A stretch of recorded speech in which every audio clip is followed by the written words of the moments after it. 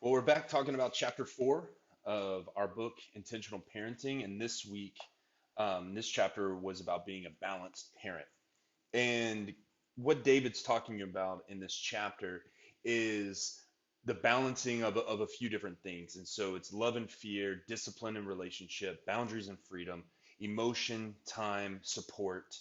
And not only for ourselves, but also for our families and for the um, relationships that we have. And so the first one that it kind of brings up is love and fear. And so within this one, it's ways to engage in small moments of supporting independence, about when to be vocal and how much you believe in your kids, and who they're becoming. And so with this love and fear, again, it goes back to what they've been talking about of reacting out of fear, and now we're getting a lot more of kind of independence is a major theme that they're talking about of raising children to be independent and to make not only independent decisions, whenever it kind of comes to a cognitive sense, but also kind of almost a rubric of why they are making the decisions that they're making. That's what I would almost add of, why do you believe this? Why, how did you come to that conclusion? Um, why do you believe that that was the best thing? And so, kind of this love and fear is, that we don't want to parent out of fear and be reactionary. We want to be more proactive. And so finding that balance between love and fear, and in the sense of what the child needs. And so the next one was discipline and relationship.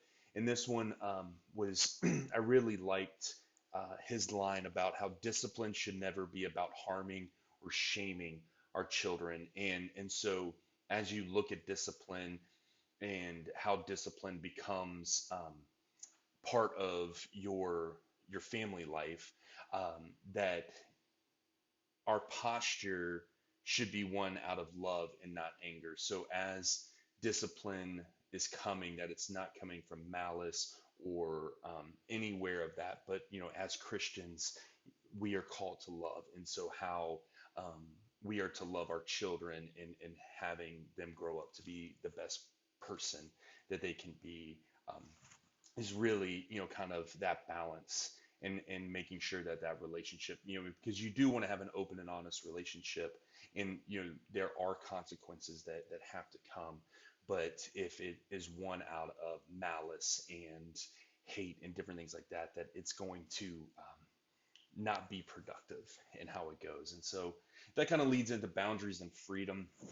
And as a parent, it's, every day is a new challenge, and every day is a new set of circumstances. And so finding those moments to develop character and to strengthen resilience, that there is something about um, letting someone fail, letting a child fail, so that it can kind of strengthen, but to where the job isn't to keep them down in there and to stand, up, but like, show empathy, within it. Brene Brown has a really great visual that kind of talks about how sympathy is whenever you're up above someone, kind of just shouting down kind of things, but empathy is sitting in those moments. And that's where, kind of parenting comes into of balancing a boundary and freedom, that no matter what, they will always have a parent that will empathize with them, but also letting those kind of things happen.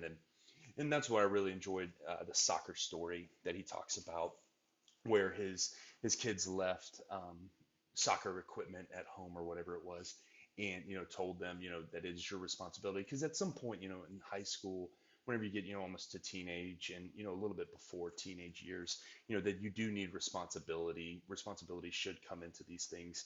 And yeah, that there is, kind of consequences. And so, the coach making them run, or run stadiums and different things like that, like that there are things that you will, kind of allow those to happen, so that they can remember, and that you're not going to, always be there to save them and protect them, anything like that. And so identifying those ways, is crucial. And so the next one is balancing emotion. And I like this line that he had: the gift of having emotion as a parent, but not parenting out of emotion, so that we have emotions and they're wonderful things, but if we're parenting out of them, then that is not fruitful for your child or even for you.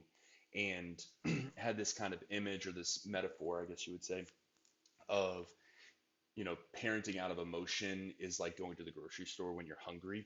And so you're just going to impulse buy, you're going to impulse, get all these things that you either can't afford or don't need, or it's just going to be thrown in the trash in a few weeks. But you're not proactively coming in with, kind of a set list to kind of go into. And the other one that he talks about was balancing time. And so this is kind of the challenge for this chapter to do as a family, is to kind of come up with a time activity. And granted, in this time of COVID-19, and we have a lot of time, that is one of the big things that I keep reading and seeing, is structure being so important, and how children and students crave structure, even though that they're not huge fans of it. Like, they do enjoy a schedule. And I see this all the time going on trips and being with students, is like, wait, what time are we doing this? What time is this happening? So, you know, it is a natural thing for them to be a part of, but they don't have the language skills